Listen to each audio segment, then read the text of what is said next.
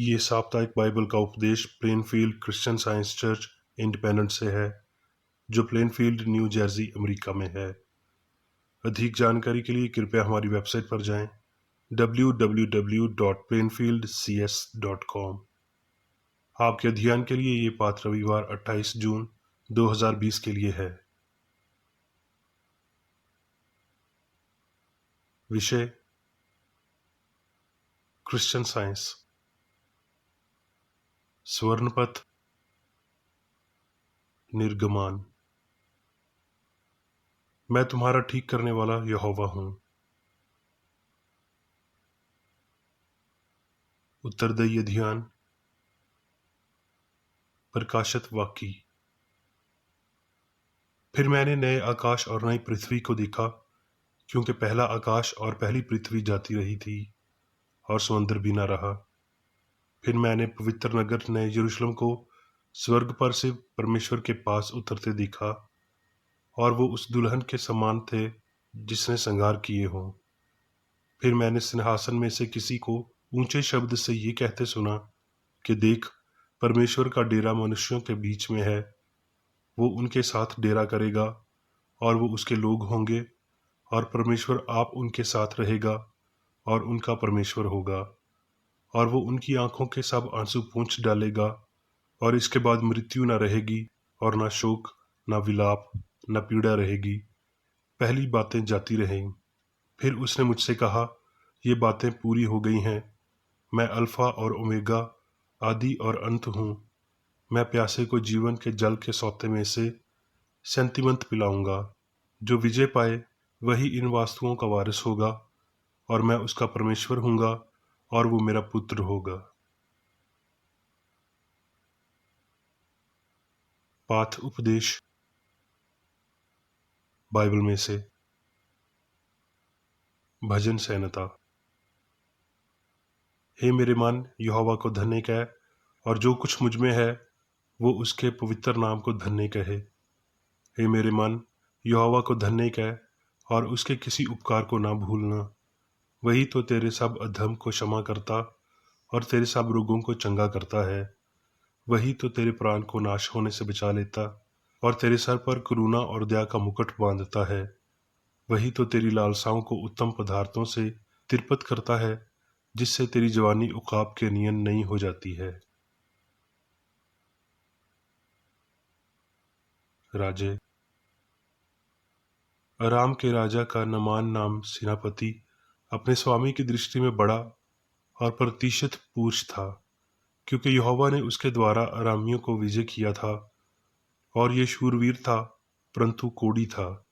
अरामी लोग दल बांधकर इसराइल के देश में जाकर वहां से एक छोटी लड़की बुंदवाई में ले आए थे, और वो नमान की पत्नी की सेवा करती थी। उसने अपनी स्वामिन से कहा, जो मेरा स्वामी शमरौन के भविष्यद्वक्ता के पास होता तो क्या ही अच्छा होता, क्योंकि वो उसको कोढ़ से ठीक कर देता। तब नमान घोड़ों और रथों समेत अलीशा के द्वार पर आ खड़ा हुआ। तब अलीशा ने एक दूत से उसके पास ये कहला भेजा कि तू जाकर यरदन में 7 बार डुबकी मार, तब तेरा शरीर ज्यों का त्यों हो जाएगा और तू शुद्ध होगा। परंतु नमान कोढ़ित ये कहता हुआ चला गया कि मैंने तो सोचा था कि अवश्य वो मेरे पास बाहर आएगा और खड़ा होकर अपने परमेश्वर यहोवा से प्रार्थना करके कोढ़ के स्थान पर अपना हाथ फेरकर कोढ़ को दूर करेगा। क्या दमिश्क की अबाना और फरफर नदियां इसराइल के सब जलाशयों से उत्तम नहीं है? क्या मैं उनमें स्नान करके शुद्ध नहीं हो सकता हूँ? इसलिए वो जिलजिलाहट से भरा हुआ लौटकर चला गया। तब उसके सेवक पास आकर कहने लगे, हे हमारे पिता, यदि भविष्य अद्विकता तुझे कोई भारी काम करने की आज्ञा देता तो क्या तू उसे ना करता? फिर जब वो कहता है कि स्नान करके शुद्ध हो जा, तो कितना अधिक उसे मानना चाहिए।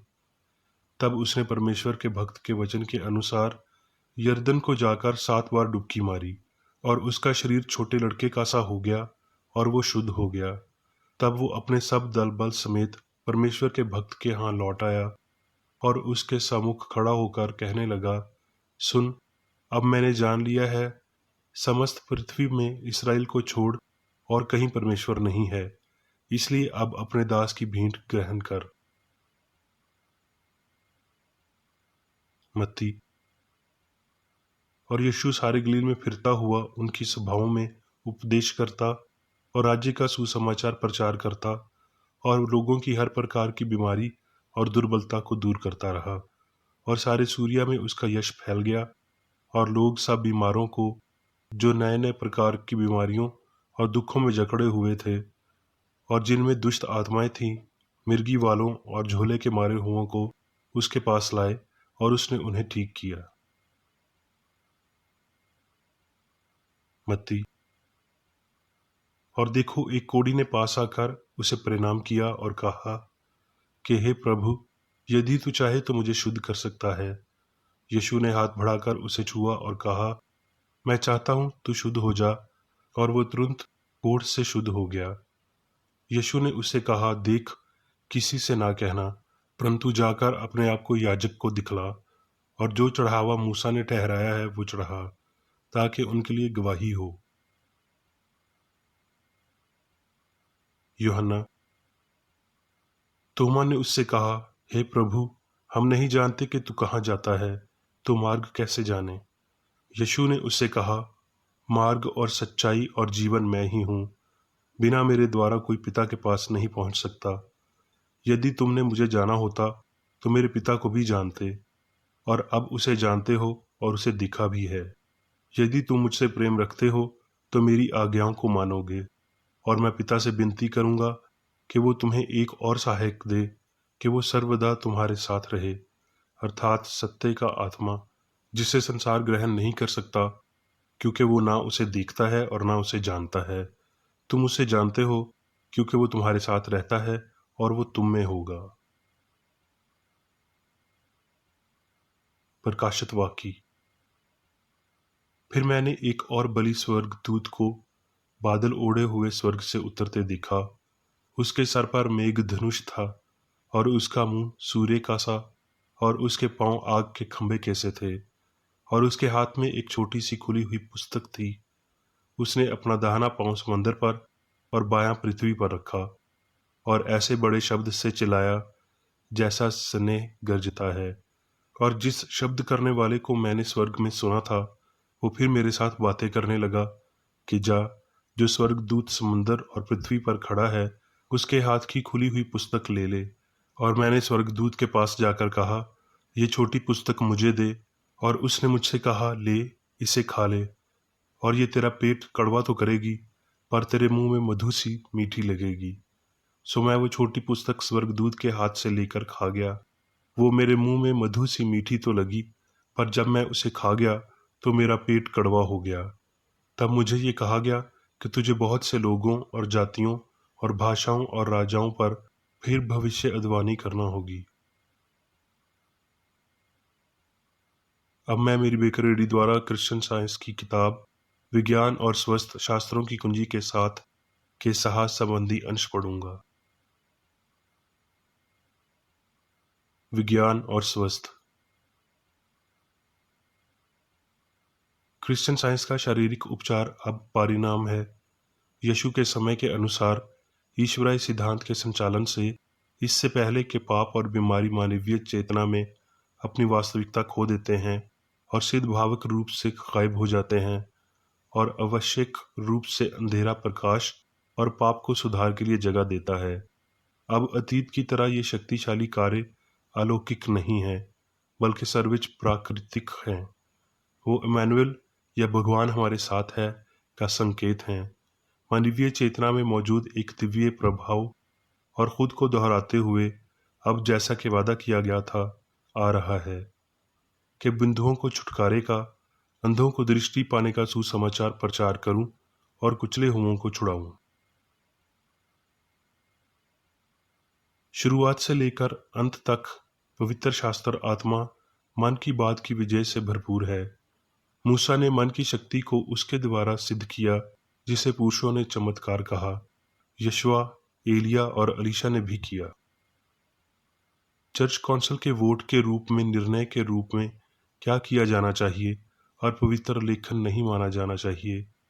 प्राचीन संस्करणों में प्रकट गलतियां पुराने अहदनामे में 30,000 अलग अलग रीडिंग और नए में 300,000। इन तथ्यों से पता चलता है कि कैसे एक नश्वर और भौतिक अर्थ दिव्य रिकॉर्ड में चुराया गया था। अपने स्वयं के युग के साथ कुछ हद तक प्रेरित पृष्ठों पर काला पड़ गया, लेकिन गलतियां ना तो पूरी तरह से दिव्य विज्ञान को देख सकती हैं, जो उत्पत्ति से प्रकाशित वाकई में देखी गई शास्त्रों की विज्ञान यीशु के प्रदर्शन से मिलती हैं, ना ही भविष्य अद्विकताओं द्वारा उपचार को रद्द करती हैं, जो कि भविष्यवाणी करते हैं। राजमिस्त्रियों ने जिस पत्थर को निकम्मा ठहराया वही कोने का सिरा हो गया। वर्ष 1866 में मैंने क्रिश्चियन साइंस या जीवन, सत्य और प्रेम के दिव्य नियमों की खोज की और अपनी खोज का नाम क्रिश्चियन साइंस रखा। वैज्ञानिक मानसिक उपचार के पूर्ण सिद्धांत के इस अंतिम रहस्य उद्घाटन के स्वागत के लिए भगवान ने कई वर्षों के दौरान मुझे विनम्रता पूर्वक तैयार किया। अपनी खोज के 3 साल बाद मैंने माइंड हीलिंग की इस समस्या का समाधान खोजा। शास्त्रों की खोज की ओर थोड़ा और पढ़ा, समाज से अलग रहा और एक सकारात्मक नियम की खोज के लिए समय और ऊर्जा समर्पित की। मैं जानता था कि सभी सामन जैसे पूर्ण माइंड एक्शन का सिद्धांत ईश्वर है और ये कि पवित्र उठान विश्वास द्वारा आदम मसीही उपचार में उत्पन्न हुए थे, लेकिन मुझे इस उपचार का पता होना चाहिए और मैंने दिव्य रहस्य उद्घाटन, कारण और प्रदर्शन के माध्यम से पूर्ण निष्कर्ष के लिए अपना रास्ता जीता। संत यूहन्ना प्रकाशित वाकई उनकी पुस्तक के 10वें अध्याय में लिखते हैं, फिर मैंने एक और बलि स्वर्गदूत को बादल ओढ़े हुए स्वर्ग से उतरते हुए देखा। उसके सर पर मेघा धनुष था और उसका मुंह सूर्य का सा और उसके पांव आग के खंभे कैसे थे और उसके हाथ में एक छोटी सी खुली हुई पुस्तक थी। उसने अपना दाहिना पांव समंदर पर और बायां पांव पृथ्वी पर रखा। इस स्वर्गदूत ने अपने हाथ में एक छोटी सी पुस्तक सभी को पढ़ने और समझने के लिए खोल दी। क्या इसी पुस्तक में ईश्वरीय विज्ञान के रहस्य उद्घाटन दाहिने पैर या प्रमुख शक्ति है जो समंदर पर थी? प्राथमिक अव्यक्त त्रुटि, सभी त्रुटि के दृश्य रूपों का स्रोत। देवदूत का बायां पैर पृथ्वी पर था, अर्थात दृश्य त्रुटि और श्रव्य पाप पर एक दिव्यातिक शक्ति का प्रयोग किया गया था। वैज्ञानिक चिंतन की दबी हुई आवाज महाद्वीप और महासागर से लेकर जगत के अनंत तक पहुंचती है। सत्य की ईश्वरीय आवाज मानव मन के लिए है। जब एक शेर धारता है, ये रेगिस्तान में और भय के अंधेर स्थानों में सुनाई देता है। ये बुराई के साथ आवाजें पैदा करता है और गुप्त अवस्थाओं का उच्चारण करने के लिए उनकी अव्यक्त ताकतों को रोकता है। तब सत्य की शक्ति प्रदर्शित होती है और त्रुटि के विनाश में प्रकट की जाती है। फिर सिद्धभाव से एक आवाज होगी, जा और छोटी पुस्तक ले, इसे खा और ये तेरा पेट कड़वा तो करेगी पर तेरे मुंह में मधु सी मीठी लगेगी। नश्वर स्वर्गीय सुसमाचार का पालन करते हैं। दिव्य विज्ञान को लें, इस किताब को शुरू से आखिर तक पढ़ें, इसका ध्यान करें, इसका पालन करें। ये वास्तव में अपने पहले स्वाद में मीठा होगा जब ये आपको ठीक करता है, लेकिन यदि आपको इसका स्वाद कड़वा लगता है तो बुड़बुड़ाएं नहीं। सत्य की उपचार शक्ति को एक अभूतपूर्व प्रदर्शनी की बजाय एक स्थानीय शाश्वत विज्ञान के रूप में व्यापक रूप से प्रदर्शित किया जाता है। इसका प्रकट होना पृथ्वी पर शांति, पुरुषों के प्रति सद्भाव के सुसमाचार का आने वाला है। ये आ रहा है जैसा कि मास्टर द्वारा वादा किया गया था। इसकी स्थापना पुरुषों के बीच एक स्थायी वितरण के रूप में है, लेकिन क्रिश्चियन साइंस का मिशन अब जैसा कि इसके पहले के प्रदर्शन के समय में था, मुख्य रूप में शारीरिक उपचार में से एक नहीं है। अब जैसा कि संकेत और चमत्कार शारीरिक रोग के आध्यात्मिक उपचार में गढ़ा जाता है, लेकिन ये संकेत केवल इसके दिव्य उत्पत्ति को प्रदर्शन करने के लिए हैं, दुनिया के पापों को दूर करने के लिए, मसीही शक्ति के उच्च मिशन की वास्तविकता को प्रमाणित करने के लिए हैं। अपने स्वयं के पंखों के नीचे बीमारी और पापी लोगों को इकट्ठा करके सत्य का अमर विचार सदियों से चल रहा है। मेरी थकी हुई आशा उस सुखद दिन को महसूस करने की कोशिश करती है जब मनुष्य मसीह के विज्ञान को पहचान लेगा और अपने पड़ोसी को अपने जैसा प्यार करेगा।